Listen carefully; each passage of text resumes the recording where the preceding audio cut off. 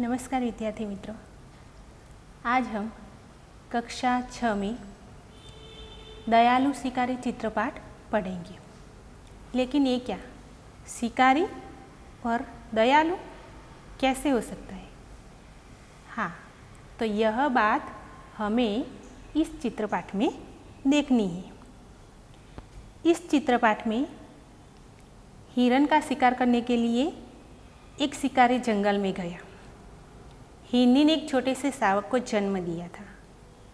उसी समय वह शिकारी की गोली का निशाना बन जाती है। शिकारी हिरनी के पास आता है, देखता है कि उसकी टांग में गोली लगी थी। वह पछताता है। वह हिरनी और उसके बच्चे को डॉक्टर के पास ले जाता है और फिर उसे बाद में जंगल में छोड़ आता है। तो विद्यार्थी मित्र, यह कहानी हमें यह बता रही है कि हमें भी सबको जीने का अधिकार है और हमें पशु पक्षियों के प्रति हमेशा अच्छा व्यवहार रखना चाहिए। यह बात हमें इस कहानी के द्वारा बताई गई है। आप यह चित्र देख रहे हैं कि प्रथम चित्र में जो हिरनी दौड़ रही है। दूसरे चित्र में आपने देखा कि हिरनी दौड़ रही है और शिकारी पेड़ के पीछे छिपा हुआ है। आगे का जो चित्र है उसमें शिकारी ने हिरनी को निशान साधा है बंदूक से, और यहाँ पर आपने देखा चौथे चित्र में कि हिरनी घायल होकर गिर पड़ी है। तो इस चित्र के आधार पर से हमें कहानी बनानी है। यह कहानी कुछ ऐसी है कि एक जंगल था। जंगल में कई सारे पशु पक्षी रहते थे। उसमें कई सारे हिरण भी रहते थे। यहाँ पर एक शिकारी को हिरण का मांस खाने की इच्छा हुई, तो वह तुरंत जंगल में चला आया। उसने जंगल में आकर देखा कि कई सारे हिरण इधर उधर दौड़ रहे थे। उसे लगा कि आज तो मुझे हिरनी का मांस मिलेगा। एक हिरनी दौड़ती हुई शिकारी के सामने आ रही थी। शिकारी ने क्या किया, एक पेड़ के पीछे छिप गया। जैसे ही हिरनी शिकारी के सामने दौड़ती आती हुई दिखाई दी, वैसे शिकारी ने अपनी बंदूक से हिरनी पर निशाना साधा और उसने गोली, जैसे ही हिरनी बंदूक के सामने आई वैसे ही शिकारी ने गोली चला ली। शिकारी की बंदूक में से गोली चलने की आवाज़ से जंगल के पशु पक्षी भागने लगे, इधर उधर दौड़ने लगे और शिकारी की बंदूक की आवाज़ की गोली से यह हिरनी घायल भी हुई थी। वह जमीन पर गिर पड़ी।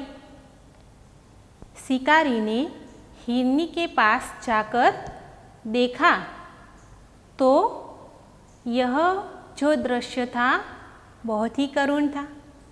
उसने क्या देखा कि यह हिरनी ने एक शावक को जन्म दिया था। शावक यानी कि हिरनी का छोटा सा बच्चा। हिरनी जमीन पर पड़ी हुई, उसकी आँखों में से आंसू बह रहे थे। शिकारी का दिल भर आया और उसे बहुत ही पछतावा हुआ कि मुझे ऐसा नहीं करना चाहिए था। लेकिन अब क्या? फिर शिकारी ने क्या किया आपको पता है? शिकारी ने हिरनी की ऐसी हालत देखकर उसे पास में, जो जंगल के पास में एक पशु पक्षियों का अस्पताल बनवाया गया था, उसमें वह दोनों हिरनी और उसके बच्चे को अपनी गोद में उठाकर वह अस्पताल ले गया। अस्पताल ले जाकर उसने डॉक्टर से सारी बात बताई डॉक्टर ने भी इस हिरनी का इलाज किया। हिरनी का इलाज करने से उसे भी अच्छा लगा। घाव पर मरहम लगाया और हिरनी खुश हो गई। तो इसी प्रकार वापस जिस जगह से यह शिकारी हिरनी को लाया था उसी जगह पर उसने वापस जंगल में उसे छोड़ आया। तो विद्यार्थी मित्रों, यह कहानी यानी कि दयालु शिकारी इस पर से पड़ा है कि शिकारी को है तो वह मनुष्य, तो उसके हृदय में भी दिल होता है, उसे भी दया होती है। उसी प्रकार हिरनी की ऐसी करुण हालत देखकर उसे दया आ गई और इस कहानी का नाम शिकारी दयालु पड़ा। तो यह कहानी भी आपको अपनी नोटबुक में लिखनी है। आप देख सकते हैं कि यहाँ पर प्रश्न दिए गए हैं। प्रथम प्रश्न जो है, इस चित्रपाठ में किस पशु की बात की गई है? तो इस चित्रपाठ में हिरनी की बात की गई है। यहाँ पर आपको लिखना है कि आपने किन किन पशुओं को देखा है। आपने किन किन पशुओं को देखा है? तो आपने गाय, भैंस, बकरी, घोड़ा आदि पशुओं को देखा है, तो इसके बारे में आपको लिखना है। जंगल में कौन कौन से जानवर देखने को मिलते हैं? आपको यह बात लिखनी है कि जंगल में कौन कौन से जानवर देखने को मिलता है। तो जंगल में हिरनी, बाघ, शेर आदि जानवर हमें देखने को मिलते हैं। यह बात हमें लिखनी है। चित्रपाठ के आधार पर शब्दों की सूची बनाइए। यह चित्रपाठ के आधार पर आपको शब्द खोज के लिखना है। यह पर बताया गया है कि पहले चित्र में हिरनी क्या कर रही थी। तो पहले चित्र में हिरनी दौड़ रही थी। हिरनी जंगल में क्या क्या खाती है? तो हिरनी जंगल में घास एवं पेड़ पौधे के पत्ते खाती है। हिरनी देखने में कैसी थी? हिरनी देखने में मोटी ताजी थी। शिकारी हिरनी का शिकार क्यों करना चाहता था? शिकारी हिरनी का शिकार इसीलिए करना चाहता था कि उसे हिरनी का मांस खाने की इच्छा हुई थी। गोली मारने के बाद शिकारी ने क्या किया? गोली मारने के बाद शिकारी हिरनी को अस्पताल ले गया और उसका इलाज करवाया। हिरनी के समीप जाकर शिकारी ने क्या देखा? हिरनी के समीप जाकर शिकारी ने देखा कि उसकी टांग में गोली लगी थी और उसने एक शावक को जन्म भी दिया था। शिकारी हिरनी को कहाँ ले गया? क्यों? शिकारी हिरनी को अस्पताल ले गया उसका इलाज करवाने। शिकारी ने हिरनी के साथ कैसा व्यवहार किया? क्यों? शिकारी ने हिरनी के साथ अच्छा व्यवहार किया। तो उसी प्रकार आपको अपनी नोटबुक में यह प्रश्न के जवाब भी लिखने हैं। अब आप देख सकते हैं कि यहाँ पर दो कहानी दी गई है। एक जो कहानी है वह है कछुआ और हंसों की कहानी। यह कहानी का शीर्षक होगा बातूनी कछुआ, जो आपने सुनी होगी। यह कहानी कुछ इस प्रकार है। एक तालाब था। तालाब में एक कछुआ रहता था और उसी तालाब में दो हंस भी रहते थे। यह हंस कछुए के पक्के मित्र थे। लेकिन क्या हुआ कि एक साल बरसात बहुत कम हुई। अब बरसात बहुत कम होने की वजह से तालाब सूखने लगा। दोनों हंसों ने अपने मित्र कछुए के साथ दूसरे तालाब पर जाने का निश्चय किया। लेकिन हंस तो पक्षी थे, वह तो उड़ सकते थे, लेकिन कछुआ कैसे उड़ सकता था? तो दोनों हंसों ने एक युक्ति की। कहीं से एक लकड़ी लाए, दोनों हंसों ने लकड़ी का एक एक सिरा अपने मुंह में पकड़ लिया। हंसों ने कछुए से कहा कि कछुए भाई, तुम यह लकड़ी का बीच वाला भाग अपने मुंह में पकड़ लो, लेकिन ध्यान रखना, उड़ते समय बिल्कुल बोलना नहीं। अगर तुम बोलोगे तो नीचे गिर जाओगे। कछुए ने कहा ठीक है। हंसों ने तो लकड़ी का सिरा मुंह में पकड़कर कछुए को लेकर उड़ना शुरू कर दिया। रास्ते में उड़ते उड़ते एक गांव आया। गांव में नीचे कई सारे लोग जमा हो गए, इधर उधर की बातें करने लगे कि लोगों ने हंस को तो उड़ते हुए देखा था, लेकिन कछुए को उड़ते उन्होंने पहली बार देखा था। फिर क्या, कछुए से तो रहा नहीं गया। कछुए ने तो बोलना शुरू कर दिया कि लोग मेरे बारे में क्या बातें कर रहे, लोग मुझे देख रहे। कछुए ने तो बोलना शुरू कर दिया। फिर क्या, कछुए के मुंह से लकड़ी का जो बीच का भाग था वह छूट गया और कछुआ नीचे जमीन पर गिर पड़ा। तो विद्यार्थी मित्र, यह कहानी से हमें क्या सीख मिलेगी? यह कहानी से हमें यह सीख मिलेगी कि कभी भी बातूनी बनना नहीं चाहिए। यही कारण कई बार हमारा बहुत बड़ा नुकसान भी हो सकता है। तो इसी प्रकार यह कहानी से हमें यह सीख मिलती है। पास में ही आप देख सकते हैं कि एक दूसरी कहानी दी गई है। यह कहानी का शीर्षक होगा बुद्धिमान कौवा। यह कहानी कुछ इस प्रकार है। कहानी में ऐसा है कि एक कौवा था, उसे बहुत प्यास लगी थी। वह इधर उधर उड़ने लगा, लेकिन उसे कहीं पर भी पानी देखने को नहीं मिलता था। कछुआ उड़ते उड़ते एक झोपड़ी के पास जा पहुंचा। झोपड़ी के पास एक घड़ा पड़ा हुआ था। उस घड़े में जाकर उसने देखा तो पानी तो था, लेकिन पानी बहुत ही नीचे था। अब कौवे की चोंच पानी तक नहीं पहुंच सकती थी। कौवा चालाक था, बुद्धिमान था। उसने एक युक्ति की। क्या किया? घड़े के आसपास कई सारे कंकड़ पड़े हुए थे। कौवे ने अपनी चोंच के द्वारा उस कंकड़ को उठाया और घड़े में डालता गया।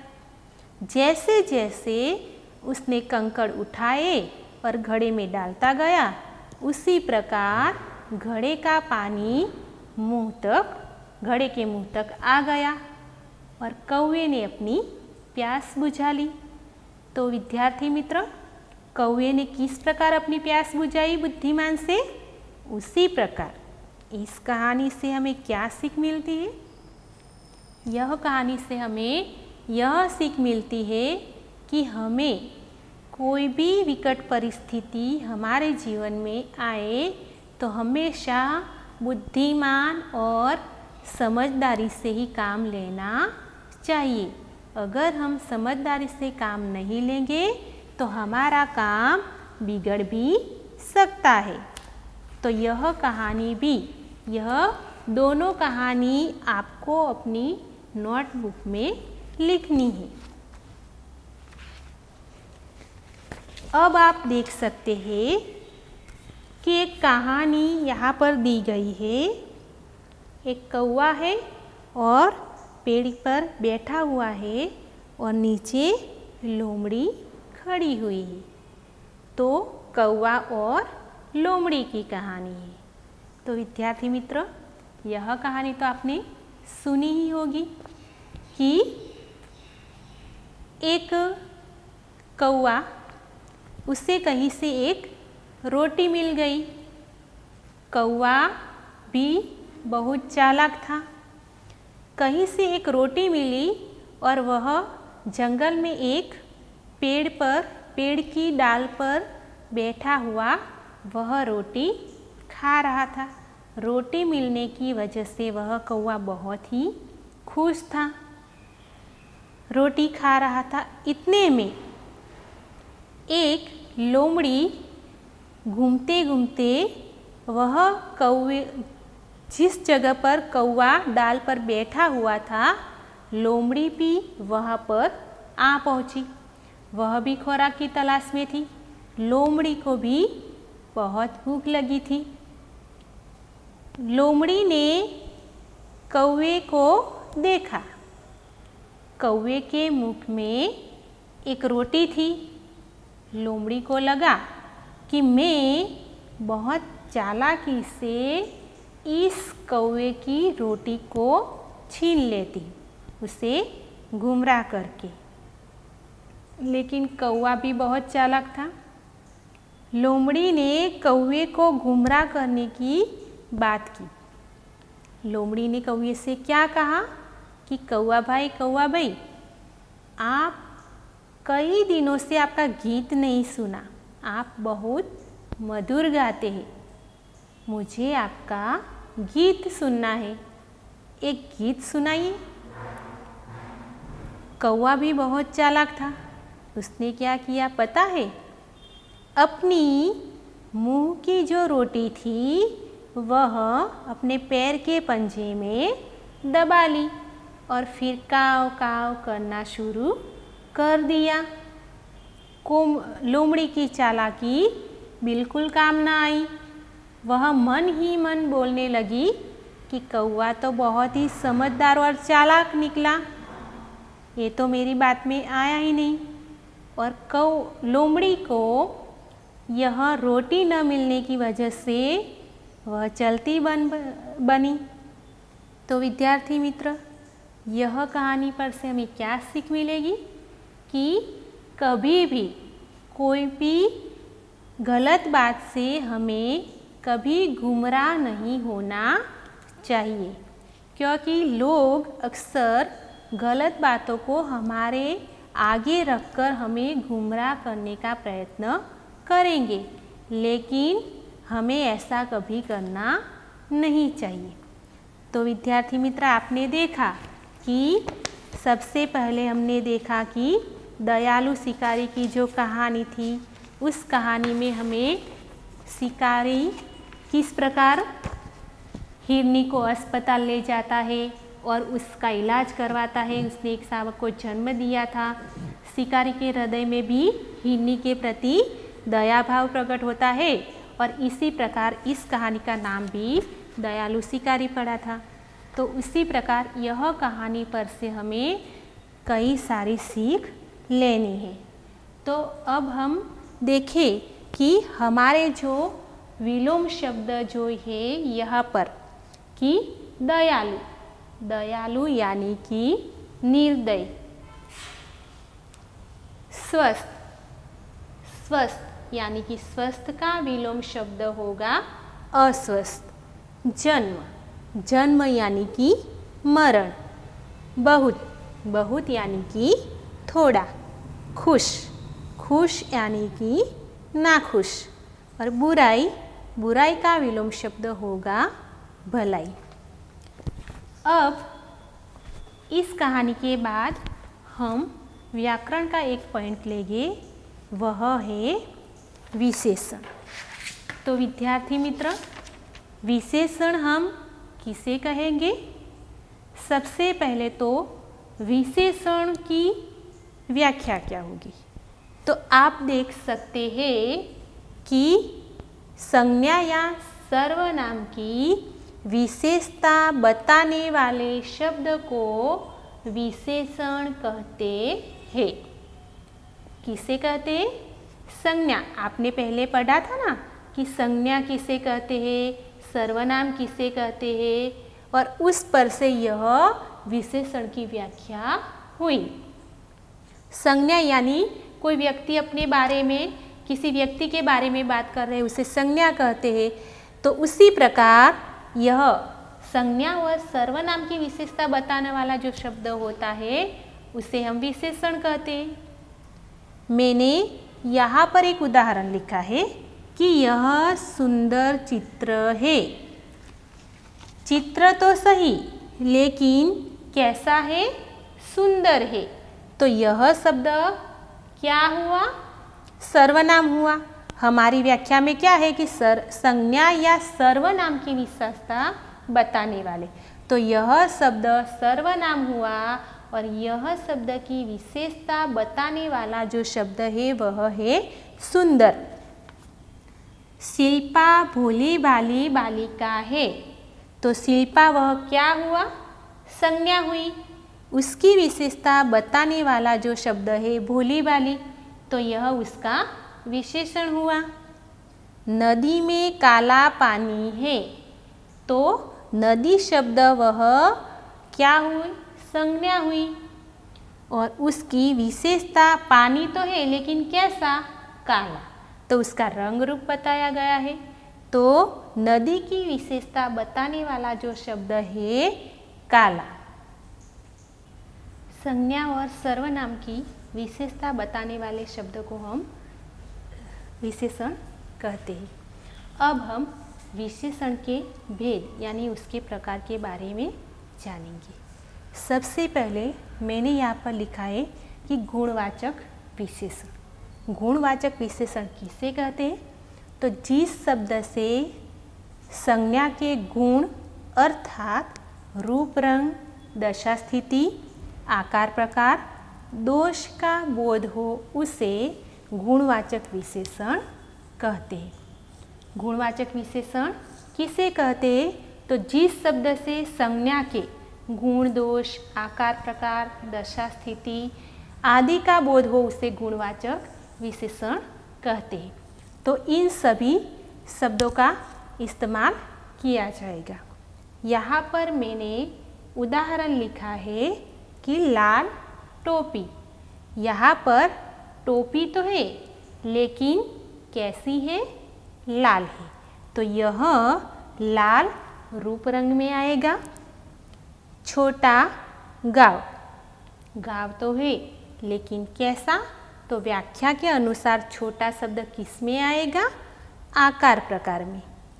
मामूली बात। मामूली यानी कि दशा की बात बताई गई है। बात तो है, लेकिन कैसी? मामूली यानी कि दशा की बात बताई गई है। गरीब लड़का। लड़का तो है, लेकिन कैसा है? गरीब। तो यह उसकी स्थिति बताई गई है। तो विद्यार्थी मित्रों, आपने देखा कि इन सभी उदाहरणों के गुण बताए गए हैं। किस में रूप रंग बताया गया है, किसी में दशा स्थिति बताई गई है, किसी में आकार प्रकार बताया गया है। तो आपको भी ऐसे व्याख्या के अनुसार शब्दों का इस्तेमाल करके 10 वाक्य गुणवाचक विशेषण के लिखने हैं। तो विशेषण का जो प्रथम प्रकार था गुणवाचक। अब है दूसरा जो प्रकार है संख्यावाचक विशेषण। संख्यावाचक विशेषण किसे कहते हैं? तो जिस शब्द से किसी वस्तु या व्यक्ति की संख्या का बोध हो उसे संख्यावाचक विशेषण कहते हैं। संख्यावाचक विशेषण यानी कोई व्यक्ति या वस्तु की संख्या का बोध हो उसे संख्यावाचक विशेषण कहते। अब संख्यावाचक विशेषण के भी 2 भेद हैं। एक है निश्चित संख्यावाचक विशेषण और दूसरा है अनिश्चित संख्यावाचक विशेषण। निश्चित संख्यावाचक विशेषण किसे कहते? जिसमें निश्चित यानी चौकस संख्या का बोध किया जाता है उसे निश्चित संख्यावाचक विशेषण कहते हैं। और अनिश्चित यानी कोई चौकस संख्या का उल्लेख न किया गया हो उसे अनिश्चित संख्यावाचक विशेषण कहते हैं। तो यहाँ पर मैंने उदाहरण लिखे हैं कि 4 लड़के। तो विद्यार्थी मित्र, चार मैंने यहाँ पर चार शब्द के नीचे लाइन की है। तो चार शब्द संख्यावाचक विशेषण के कौन से प्रकार में आएगा? निश्चित संख्यावाचक विशेषण में, यानी कि चार, यानी चार लड़के तो है लेकिन कितने? चार। यह चौक्कस संख्या का उल्लेख किया गया है, इसीलिए यह निश्चित संख्यावाचक विशेषण में आएगा। 20 रुपये, रुपये तो है लेकिन कितने? 20, यानी यह भी चौक्कस यानी निश्चित संख्यावाचक विशेषण में आएगा। देखिए, अनेक वर्ष, संख्या का कोई चौक्कस उल्लेख किया गया नहीं। वर्ष तो है लेकिन कितने यह पता नहीं। तो अनेक शब्द, अनेक, थोड़ा, कम, ज़्यादा, यह सारे शब्द अनिश्चित संख्यावाचक विशेषण में आएंगे। 7 दिन, 7, यह चौक्कस संख्या का उल्लेख किया गया है, तो यह 7 शब्द निश्चित संख्यावाचक विशेषण में आएगा। तो इस प्रकार विशेषण का जो दूसरा प्रकार है संख्यावाचक विशेषण के भी आपको यह निश्चित संख्यावाचक विशेषण और अनिश्चित संख्यावाचक विशेषण के कई सारे उदाहरण आपको लिखने हैं आपकी नोटबुक में। अब आगे का जो प्रकार है परिमाणवाचक विशेषण। परिमाण शब्द का अर्थ होगा माप तोल। हम बाजार जाते हैं, कोई भी चीज़ खरीदते हैं तो उसकी मात्रा तो हम देखते हैं ना, उसका नाप तोल कराते हैं, फिर हम वस्तु को खरीदते हैं। तो यह परिमाणवाचक जो विशेषण है वह हमारे रोजिंदे जीवन में इस्तेमाल करते हैं इसका। तो परिमाणवाचक विशेषण किसे कहते हैं? तो जिस शब्द से संज्ञा के परिमाण यानी कि मात्रा, माप तोल का बोध हो उसे हम परिमाणवाचक विशेषण कहते हैं। जो शब्द संज्ञा से किसी की मात्रा या परिमाण, मात्रा या माप तोल का बोध किया जाता है उसे परिमाणवाचक विशेषण कहते हैं। विद्यार्थी मित्र, आपने देखा कि परिमाणवाचक विशेषण यानी कि जिस संज्ञा शब्द से किसी की मात्रा, परिमाण यानी माप तोल का बोध हो उसे परिमाणवाचक विशेषण कहते हैं। मैंने यहाँ पर उदाहरण लिखा है कि 2 मीटर कपड़ा। यहाँ पर कपड़ा तो है लेकिन कितना? 2 मीटर, तो यह उसकी मात्रा बताई गई है। थोड़ी मेहनत, मेहनत तो है लेकिन कितनी? थोड़ी, यह उसकी मात्रा बताई गई है। बहुत पानी, पानी तो है लेकिन कितना? बहुत, तो यह भी उसकी पानी की मात्रा बताई गई है। आधा लीटर दूध, तो यह उसका नाप तोल बताया गया है। आगे का जो प्रकार है सार्वनामिक विशेषण। सार्वनामिक विशेषण किसे कहते हैं? तो पुरुषवाचक और निजवाचक सर्वनाम को छोड़कर, आपने आगे के सप्ताह में देखा था ना सर्वनाम के जो प्रकार थे पुरुषवाचक और निजवाचक सर्वनाम, उसको छोड़कर बाकी के जो सर्वनाम संज्ञा के पहले आते हैं उसे सार्वनामिक विशेषण कहते हैं। तो मैंने यहाँ पर उदाहरण लिखे हैं कि कोई बात की विशेषता बताने वाला शब्द जो है कोई, तो कोई शब्द, कोई, इसे, उस, वह, यह सारे शब्द जो होते हैं वह सर्वनाम के होते हैं। तो कोई शब्द वह सार्वनामिक विशेषण हुआ। इस शहर में, तो इस शब्द वह सर्वनाम हुआ और सार्वनामिक विशेषण भी हुआ।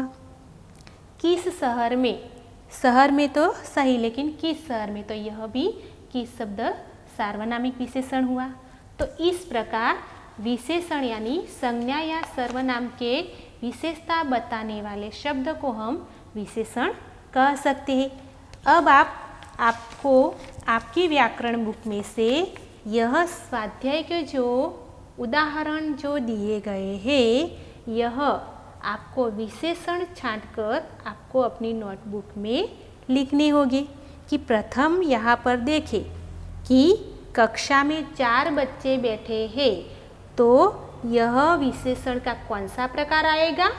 तो संख्यावाचक विशेषण। विशेषण वाला शब्द कौन सा है? तो 4, यानी कि निश्चित संख्यावाचक विशेषण। गिलास में थोड़ा सा शरबत है, तो थोड़ा सा शब्द यह विशेषण हुआ, तो वह परिमाणवाचक विशेषण होगा। तो उसी प्रकार यह सारे जो उदाहरण है आपको आपकी नोटबुक में लिखने और सामने प्रकार भी लिखने हैं।